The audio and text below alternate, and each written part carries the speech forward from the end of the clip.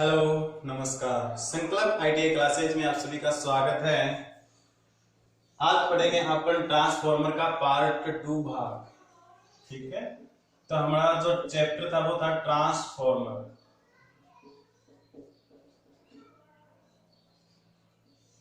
ठीक, आज पढ़ेंगे पार्ट 2 के बारे में।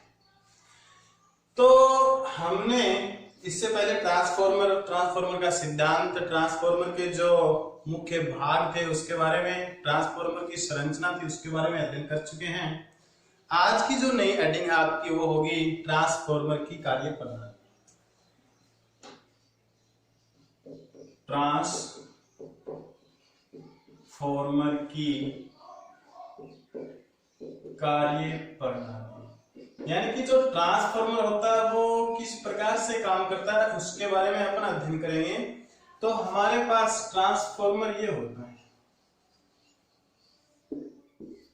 इससे पहले वाली क्लास में भी अपने इसकी प्रणाली के बारे में कुछ अध्ययन किया था। ये है हमारे पास प्राइमरी वाइंडिंग, ये है हमारे पास सेकेंडरी वाइंडिंग। अब प्राइमरी वाइंडिंग को जब एसी सप्लाई स्रोत से संयोजित किया जाता है तो इस कुंडली के अंदर चुंबकीय क्षेत्र उत्पन्न होने लगता है। इस कुंडली में कौन सा क्षेत्र? चुंबकीय क्षेत्र उत्पन्न होता है, चुंबकीय क्षेत्र। और इस चुंबकीय क्षेत्र के कारण जो ये सेकेंडरी वाइंडिंग की कुंडली होती है इसमें ईएमएफ पैदा हो जाता है। क्या? इलेक्ट्रोमोटिव फोर्स उत्पन्न हो जाता है।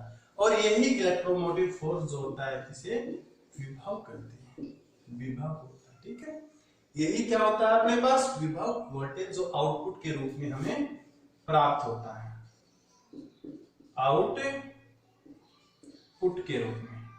और इनपुट के रूप में अपन क्या देते हैं? एसी सप्लाई स्रोत देते हैं। ये होता है इनपुट। किसी भी एसी स्रोत से इसको संयोजित कर दिया जाता है। अर्थात इसका मतलब क्या होता है? यानी कि अगर हम प्राइमरी वाइंडिंग को सप्लाई स्रोत से संयोजित करने के बाद सेकेंडरी वाइंडिंग बिना संयोजित हुए प्राइमरी वाइंडिंग है वो वैद्युतिक ऊर्जा को सेकेंडरी वाइंडिंग में क्या कर देती है? स्थानांतरित कर देती है। क्या कर देती है? स्थानांतरित कर देती है।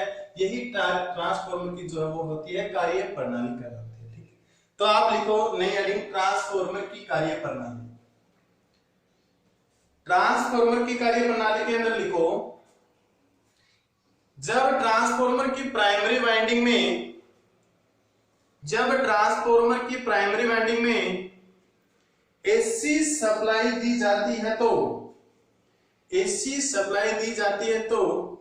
इस वाइंडिंग के चारों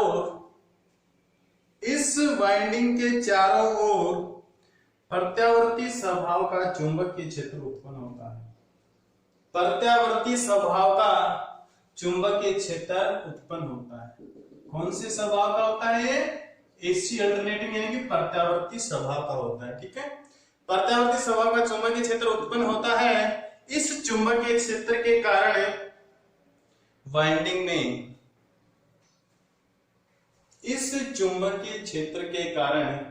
द्वितीयक वाइंडिंग में, कौन सी? सेकेंडरी वाइंडिंग में, द्वितीयक वाइंडिंग में ईएमएफ उत्पन्न होता है। ईएमएफ उत्पन्न होता है। देखो,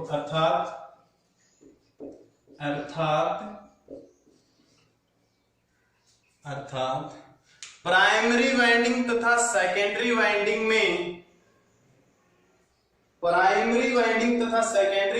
में बिना किसी संयोजन अथवा स्पर्श के वैद्युतिक ऊर्जा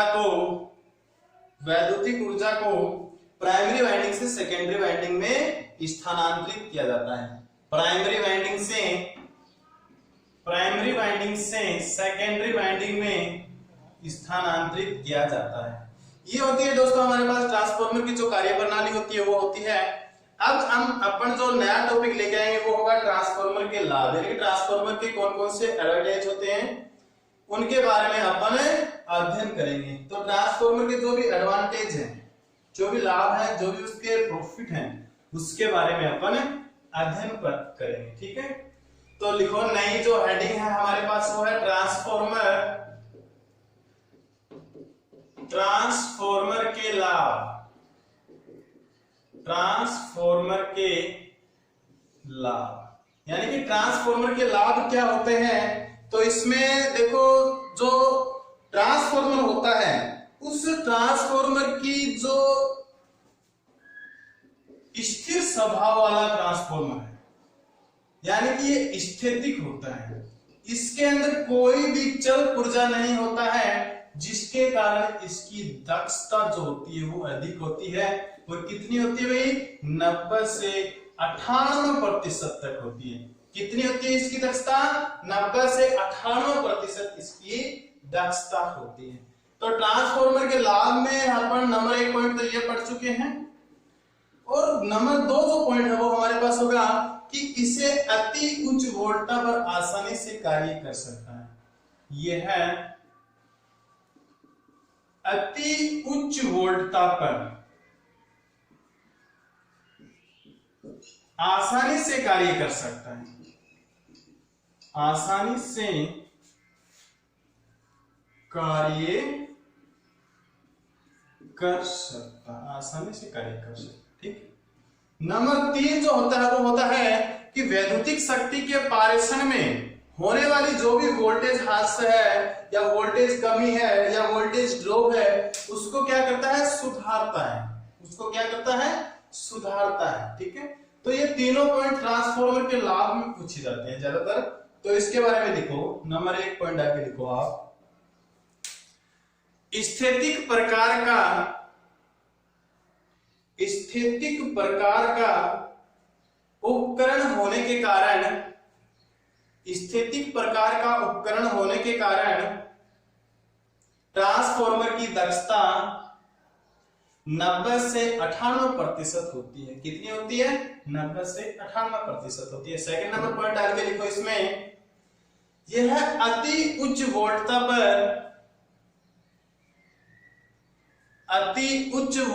पर सामान्य रूप से कार्य करता है।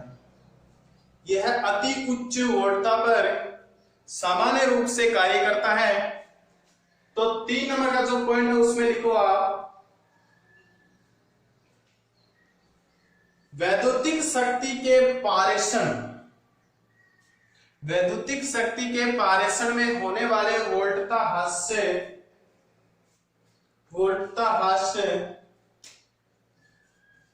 ह्रास या कमी। ठीक है। वोल्टता ह्रास को ट्रांसफॉर्मर के द्वारा सुगमता से पूरा करता है, को ट्रांसफॉर्मर के द्वारा सुगमता से पूर्ण कर सकता है या पूरा कर सकता है। ठीक है। ये होते हैं हमारे पास ट्रांसफॉर्मर के लाभ। अब जो हम पढ़ेंगे वो पढ़ेंगे ट्रांसफॉर्मरों का वर्गीकरण। ट्रांसफॉर्मरों का जो वर्गीकरण है वो हमारे पास 6 प्रकार का होता है। अब क्या पढ़ेंगे, ट्रांसफॉर्मरों का वर्गीकरण।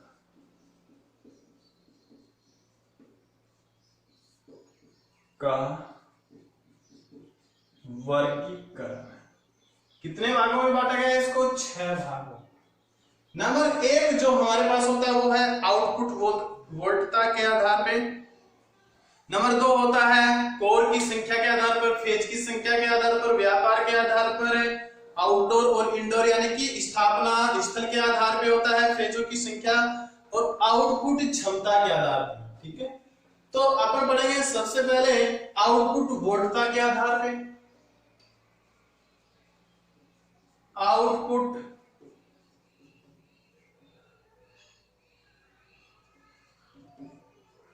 वोल्टता, आउटपुट वोल्टता के आधार पर, आउटपुट वोल्टता के आधार पर। दूसरा हमारे पास कोर की संख्या के आधार पर, कोर की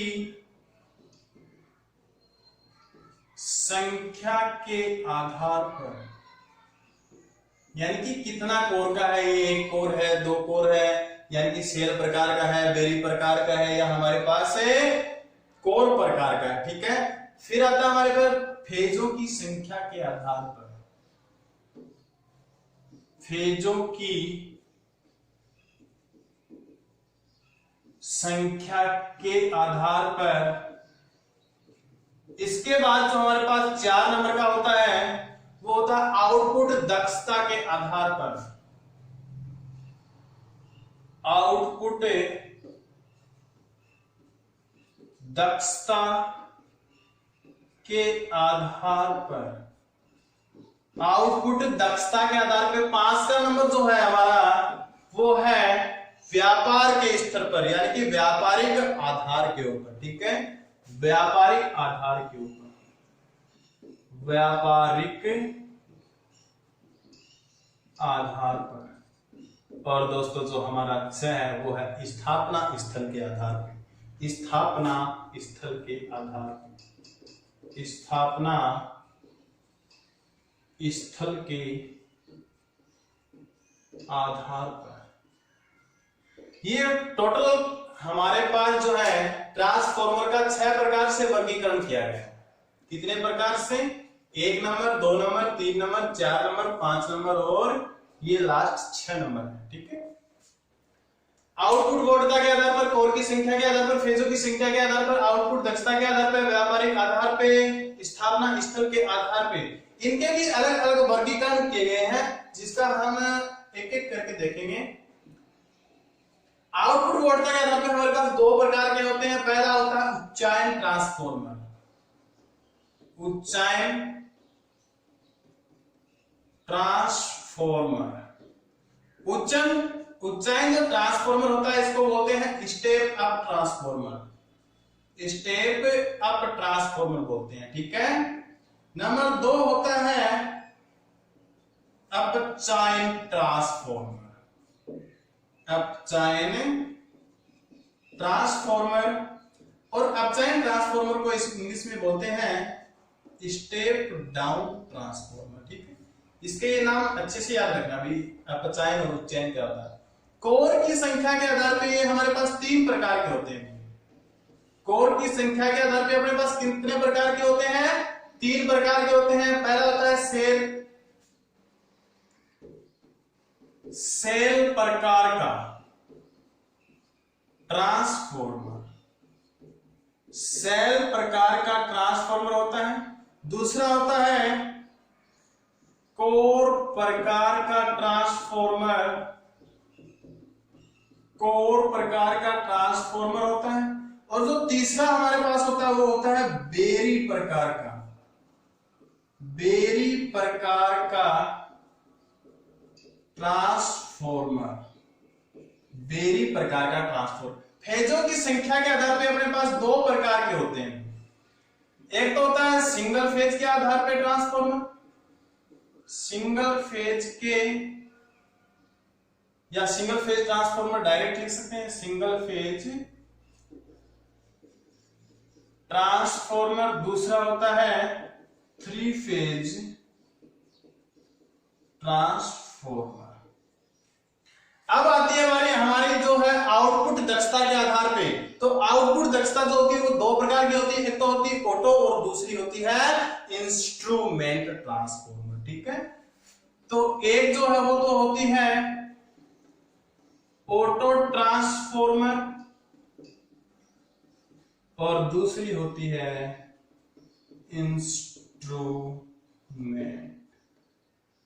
इंस्ट्रूमेंट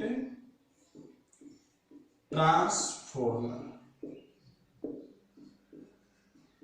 और दोस्तों ये जो इंस्ट्रूमेंट ट्रांसफॉर्मर होता है इसके भी 2 भाग होते हैं। एक तो होता है धारा ट्रांसफॉर्मर, दूसरा होता है पोटेंशियल ट्रांसफॉर्मर। एक तो हमारे पास होता है धारा ट्रांसफॉर्मर और दूसरा कौन सा होता है? Potential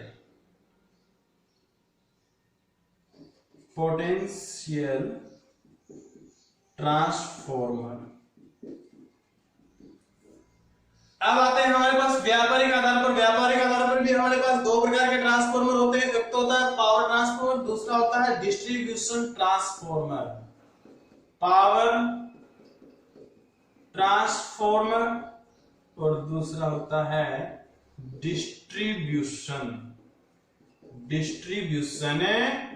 transformer. कौन सा ट्रांसफॉर्मर भाई? डिस्ट्रीब्यूशन यानी कि बांटने वाला, दूसरा होता है शक्ति ट्रांसफॉर्मर। जो लास्ट है स्थापना स्थल के आधार पर, स्थापना स्थल के आधार पर भी हमारे पास दो भाग होते हैं इसके, एक तो होता है आउटडोर, दूसरा होता है इनडोर ट्रांसफॉर्मर। ठीक है, तो ये हमारे पास कितने प्रकार के होते हैं? दो प्रकार के होते हैं। एक तो होता है इनडोर ट्रांसफॉर्मर और दूसरा होता है आउटडोर ट्रांसफॉर्मर। इस प्रकार से हमने कुल जो 6 प्रकार का वर्गीकरण है उसके भागों का जिक्र किया है। अब इन सभी भागों को विस्तार पूर्वक पढ़ेंगे, तो एक बार इसको आप कॉपी में नोट कर लीजिए। और इसके बाद पढ़ेंगे अपन आउटपुट वोल्टेज के आधार पे इसका विस्तार।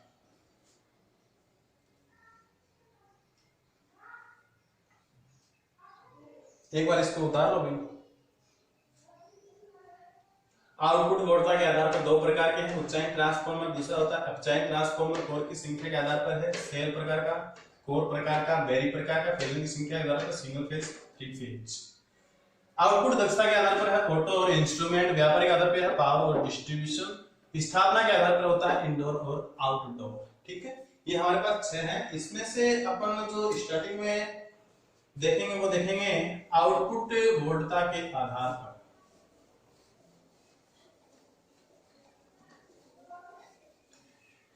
तो नई हेडिंग है वो डालो, आउटपुट वोल्टता के आधार पर ट्रांसफॉर्मर। आउटपुट वोल्टता के आधार पर ट्रांसफॉर्मर। इसके आगे लिखो, ये निम्न दो प्रकार के होते हैं। ये निम्न दो प्रकार के होते हैं, नंबर 1 और नंबर 2। नंबर 1 होता है स्टेप अप और दूसरा होता है स्टेप डाउन।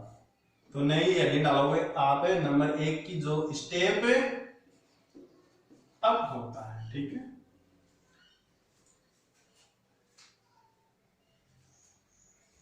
नई हेडिंग डालोगे आप स्टेप अप की। देखो स्टेप अप होता क्या है? अप नाम से देखो, अप यानी कि उच्चा होता है, यानी कि उच्चायन ट्रांसफॉर्मर। यानी कि ये कौन सा ट्रांसफॉर्मर है अपने पास? उच्चायन। अब से पता चल रहा है कि हमें वोल्टेज है वो बढ़ा के देगा। क्या करके देगा? बढ़ा के देगा। बढ़ा के देगा तो इसका मतलब क्या है? सेकेंडरी वाइंडिंग में लपेटों की संख्या अधिक मिलेगी। सेकेंडरी वाइंडिंग में लपेटों की संख्या क्या मिलेगी भाई? अधिक मिलेगी। ठीक है, ये होती है प्राइमरी वाइंडिंग, ये होती है सेकेंडरी। हमें अगर ये बिल्कुल ऐसे दे रखा है तो हम इसका पता नहीं लगा सकते। हमें नहीं पता है कि ये प्राइमरी वाइंडिंग है या सेकेंडरी वाइंडिंग है, या ये प्राइमरी है या फिर ये सेकेंडरी। जब हम इसको सप्लाई स्रोत से संयोजित कर देते हैं, अब हमें पता है ये होती है प्राइमरी वाइंडिंग, और ये जिसको लोड से संयोजित करेंगे, जिसे आउटपुट हम लेंगे, वो होती है सेकेंडरी वाइंडिंग। स्टेप अप जो ट्रांसफॉर्मर होता है उसकी जो विशेषता होती है वो ये होती है कि प्राइमरी वाइंडिंग की अपेक्षा सेकेंडरी वाइंडिंग में लपेटों की संख्या क्या होती है? अधिक होती है। प्राइमरी वाइंडिंग की अपेक्षा सेकेंडरी वाइंडिंग में लपेटों की संख्या अधिक होती है। इसमें वोल्टेज ह्रास बिल्कुल कम होता है, जिससे इसके फ्लक्स का मान भी अधिक होता है। इसके फ्लक्स का मान अधिक होता है। इसका प्रयोग जो है उच्च वोल्टेज पारेषण के लिए किया जाता है। स्टेप अप है, इसका प्रयोग कहां पे किया जाता है? उच्च वोल्टेज पारेषण के लिए इसका प्रयोग किया जाता है। स्टेप अप जो ट्रांसफॉर्मर होता है यह लगभग जब हम 3 फेज में काम में लेते हैं तो ये होता है 3 फेज के लिए डेल्टा डेल्टा के अंदर इसकी संरचना बनी होती है। किस प्रकार का होता है? डेल्टा डेल्टा प्रकार का होता है। किस प्रकार का होता है दोस्तों? डेल्टा डेल्टा प्रकार का। ये हमें बातें इस स्टेप अप के अंदर लिखनी है। तो नंबर 1 पॉइंट डाल के इसमें लिखो, इसमें प्राइमरी वाइंडिंग की अपेक्षा सेकेंडरी वाइंडिंग में लपेटों की संख्या अधिक होती है। इसमें प्राइमरी वाइंडिंग की अपेक्षा सेकेंडरी वाइंडिंग में लपेटों की संख्या अधिक होती है। सेकंड जो लाइन है वो लिखो आप, इसका उपयोग उच्च वोल्टेज पर पारेषण के लिए किया जाता है। इसका उपयोग उच्च वोल्टेज पर पारेषण के लिए किया जाता है। 3 नंबर का जो पॉइंट है वो लिखो, यह प्राय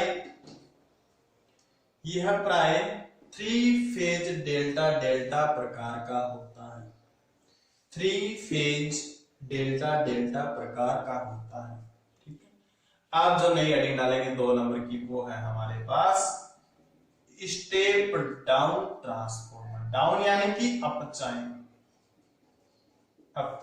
ट्रांसफॉर्मर। ठीक है, देखो दोस्तों, अपचाइन ट्रांसफॉर्मर, डाउन यानी कि हमें जो वोल्टेज है वो बत्ती आ रही है उसको डाउन कम करके देगा। ठीक है, तो कम करेगा तो इसमें लपेटों की संख्या सेकेंडरी वाइंडिंग में क्या हो जाएंगी, कम हो जाएगी। केवल इतना ही डिफरेंट होता है, इसमें लपेटों की संख्या क्या है, कम है। तो ये कौन सा ट्रांसफॉर्मर है अपने पास, स्टेप डाउन ट्रांसफॉर्मर होता है। स्टेप डाउन ट्रांसफॉर्मर होता है। ठीक है, इसके अंदर निम्न वोल्टेज पारेषण के लिए इसका प्रयोग किया जाता है। स्टेप डाउन का 3 फेज डेल्टा स्टार प्रकार का होता है। इसकी संरचना कैसी होती है, 3 फेज डेल्टा स्टार प्रकार की। तो ये इसी में भी ये तीनों पॉइंट उतारो आप। नंबर 1 लिखो, इसमें प्राइमरी वाइंडिंग की अपेक्षा सेकेंडरी वाइंडिंग में लपेटों की संख्या कम होती है। प्राइमरी वाइंडिंग की अपेक्षा सेकेंडरी वाइंडिंग में लपेटों की संख्या क्या होती है, कम होती है। सेकंड पॉइंट लिखो इसमें, इसका उपयोग निम्न वोल्टेज पारेषण के लिए किया जाता है। इसका उपयोग निम्न वोल्टेज पारेषण के लिए किया जाता है।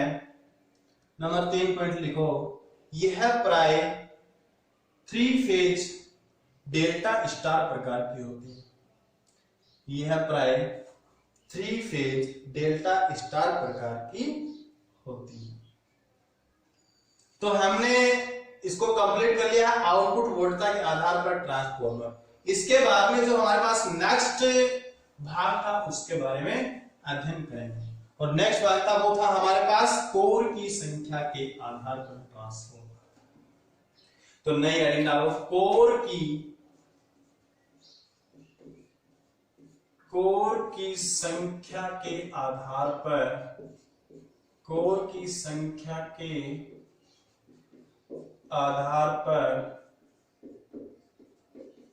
ट्रांसफॉर्मर। कोर की संख्या के आधार पर अपने पास 3 प्रकार के ट्रांसफॉर्मर होते हैं। नंबर होता है एक सेल प्रकार का ट्रांसफॉर्मर, दूसरा होता है कोर प्रकार का ट्रांसफॉर्मर, और तीसरा होता है बेरी प्रकार का ट्रांसफॉर्मर। सबसे पहले नई हेडिंग डालेंगे, वो होगी हमारे पास सेल प्रकार का ट्रांसफॉर्मर। सेल प्रकार का ट्रांसफॉर्मर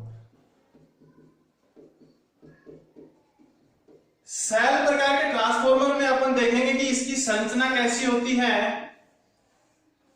बच्चों, जो सेल प्रकार का ट्रांसफॉर्मर होता है उसमें प्राइमरी वाइंडिंग और सेकेंडरी वाइंडिंग होती है, वो एक ही लिंब यानी कि एक ही भुजा पर स्थापित की जाती है। ठीक है, एक ही भुजा पर स्थापित। इसके लिए चुंबकीय फ्लक्स के लिए 2 पथ होते हैं। इसमें चुंबकीय फ्लक्स के लिए देखो, पहली वाइंडिंग तो हमने ये लपेट दी प्राइमरी वाइंडिंग, और सेकेंडरी वाइंडिंग को हमने ये लपेट दिया। ठीक है, यानी एक ही भुजा के ऊपर दोनों वाइंडिंग होती है। इसमें चुंबकीय फ्लक्स, ये जो इसमें चुंबकीय फ्लक्स उत्पन्न होता है, इसके लिए दो पथ होते हैं, एक पथ तो ये होता है और दूसरा पथ ये होता है, ठीक है। इसके अंदर क्षति कम होती है, क्षति कम, लॉस कम होगा तो इसकी दक्षता उच्च होगी, और इसकी दक्षता अगर उच्च होगी तो इसमें चुंबकीय फ्लक्स का मान अधिक होगा, ठीक है। इसकी दक्षता भी क्या होगी, अधिक। ये होता है हमारे पास सेल प्रकार का ट्रांसफॉर्मर। तो सेल प्रकार का जो ट्रांसफॉर्मर है उसमें पहले ये आकृति उतारो, आकृति उतारने के बाद नंबर 1 पॉइंट आप लिखो, इसमें चुंबकीय पथ 2 होते हैं, इसमें चुंबकीय पथ 2 होते हैं। दूसरी लाइन लिखो, इसमें यह है EIM तथा TU, EIM तथा TU प्रकार की लेमिनेटेड पत्तियों से मिलाकर बनाया जाता है, लेमिनेटेड पत्तियों से मिलाकर बनाया जाता है। तो बच्चों ये जो EI होता है, M होता है, ये TU होता है, ये किस प्रकार से होता है, जब हमने छोटे छोटे ट्रांसफॉर्मर जो हमें टेप रेडियो में मिलते हैं उसको उखाड़ के हमने देखा होगा कि हमें कुछ इस प्रकार की सी पत्तियां मिलती हैं, कुछ हमें ई प्रकार की पत्तियां मिलती हैं। ई प्रकार की पत्तियां को आगे का भाग जोड़ने के लिए यहाँ पे हम लगाते हैं आई प्रकार की पत्तियां। तो ये जो इन पत्तियों से जो मिलकर बना होता ट्रांसफॉर्मर है वो होता है EI ट्रांसफॉर्मर। दूसरा जो होता है वो कुछ इस प्रकार से होता है,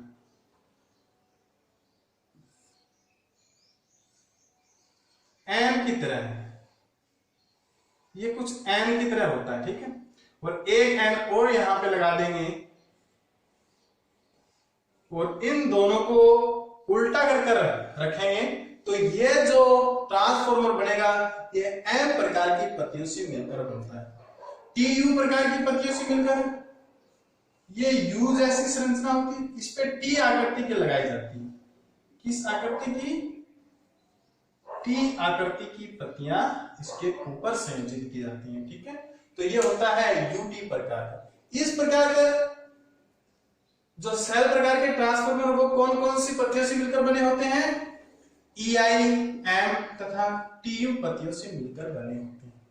तो ये लाइन लिखो आप, ये है EI, M तथा TU लेमिनेटेड कोर की पत्तियों से मिलाकर बनाया जाता है। इसके बाद नेक्स्ट लाइन लिखो, इसमें इसकी एक भुजा पर ही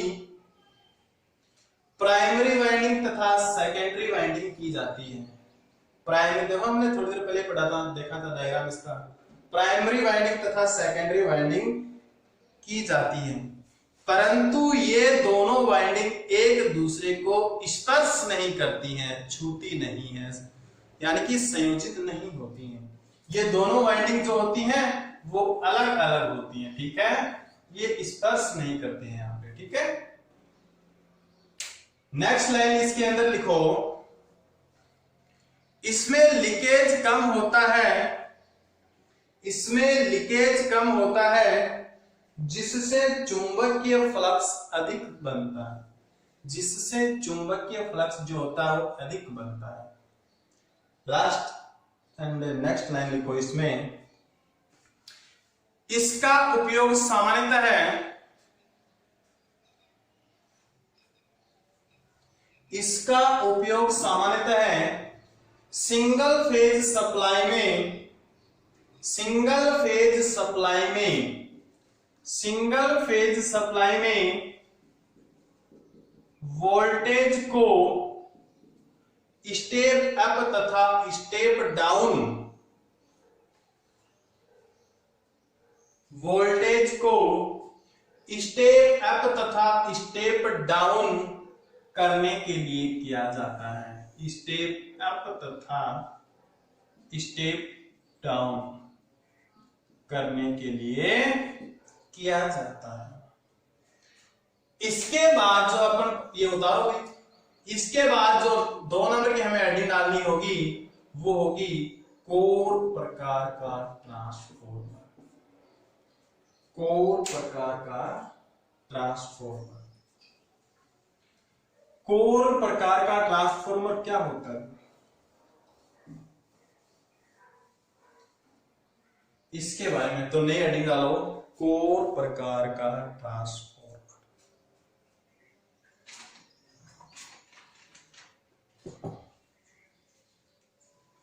इसकी संरचना देखते हैं पहले। डायग्राम से पता चल जाएगा कि इसमें पथों की संख्या कितनी है। ठीक है, ये हमारे पास है प्राइमरी वाइंडिंग, ये हमारे पास है सेकेंडरी वाइंडिंग। ठीक है, इसमें जो चुंबकीय फ्लक्स है उसके लिए केवल एक ही पथ होता है। यानी कि कोर प्रकार का जो ट्रांसफॉर्मर होता है उसमें पथों की संख्या कितनी होती है? केवल एक ही पथ होता है। कोर प्रकार के ट्रांसफॉर्मर में लीकेज अधिक होता है। लीकेज क्या होता है? सेल की अपेक्षा अधिक होता है। अधिक होगा तो चुंबकीय फ्लक्स क्या होगा भी? थोड़ा कम बनेगा। किसकी बजाय? सेल ट्रांसफॉर्मर की बजाय इसमें चुंबकीय फ्लक्स कम बनता है। और एक बार और देखते हैं, अगर हमें अधिक वोल्टेज की आवश्यकता हो तो यहां पे अपन बेलनाकार जो वाइंडिंग है उसका प्रयोग करते हैं। अगर कम क्षमता के ट्रांसफॉर्मर होते हैं तो उसमें आयताकार की वाइंडिंग प्रयोग की जाती है। ठीक है, एक में तो अपन किस प्रकार की लेंगे? बेलना प्रकार की ले लेंगे और दूसरे में आयताकार। चलो तो इसमें नंबर 1 पॉइंट डाल के आप लिखो, इसमें केवल एक चुंबकीय पथ होता है। इसमें केवल एक चुंबकीय पथ होता है।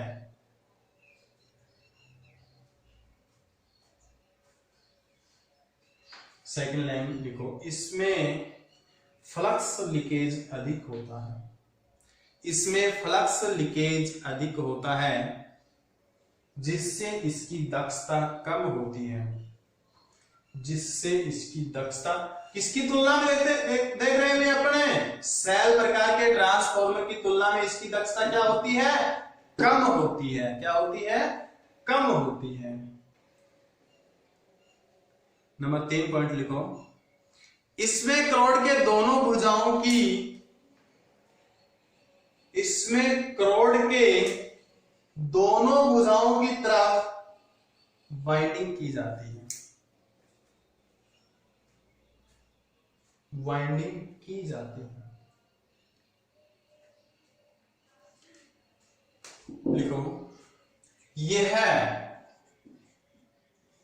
UI तथा L प्रकार की पत्तियों को, L प्रकार की लेमिनेटेड पत्तियों को जोड़कर बनाया जाता है।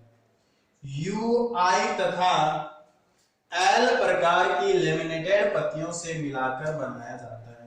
UI तो अपन ने थोड़ी देर पहले भी पढ़ा था, वही होगा। L जो होती है इसकी संरचना कुछ इस प्रकार से होती है। एक L को तो अपन सीधा लगा देते हैं, एक L को अपन थोड़ा उल्टा करके लगा देते हैं। तो इस प्रकार से अपन इसको इसके ऊपर कनेक्ट कर देते हैं और ये होती है इसकी फिर वाइंडिंग हो जाती है। ठीक है, तो ये इसका होता है कि ये UI तथा L प्रकार की लेमिनेटेड पत्तियों से मिलाकर बनाई जाती है। नेक्स्ट इस लाइन लिखो, इसमें इसकी कुंडली छोटे ट्रांसफॉर्मरों में, इसकी कुंडली छोटे ट्रांसफॉर्मरों में आयताकार तथा बड़े ट्रांसफॉर्मरों में बेलनाकार होती है। बेलनाकार होती है। छोटे ट्रांसफॉर्मरों में आयताकार तथा बड़े ट्रांसफॉर्मरों में बेलनाकार होती है। इसके बाद जो नेक्स्ट है हमारे पास बेरी प्रकार का ट्रांसफॉर्मर। 3 नंबर जो हमारे पास वो कौन सा है, बेरी प्रकार का ट्रांसफॉर्मर होता है और इसका जो प्रयोग विशेष स्थान पर ही किया जाता है। 3 नंबर का कौन सा है, बेरी प्रकार का ट्रांसफॉर्मर। देखो बेरी प्रकार का जो ट्रांसफॉर्मर होती है उसकी संरचना कैसी होती है। ये जो एक भुजा होती है, इसी भुजा के ऊपर तो अपन करेंगे प्राइमरी वाइंडिंग। अब इसके ऊपर अपन डालेंगे अचालक पदार्थ। क्या डालेंगे, अचालक पदार्थ की परत चढ़ा देंगे और उस परत के ऊपर अपन क्या डाल देंगे, सेकेंडरी वाइंडिंग। कौन सी वाइंडिंग डाल देंगे, सेकेंडरी वाइंडिंग। यानी कि एक ही भुजा के ऊपर प्राइमरी वाइंडिंग तथा सेकेंडरी वाइंडिंग स्थापित की जाती है। अब देखो इसके लिए ये एक भुजा निकलती और इस भुजा से कई पत्तियां जोड़ी जाती हैं। इस भुजा से क्या जोड़ी जाती हैं, कई पत्तियां जोड़ी जाती हैं इस प्रकार से। ठीक है,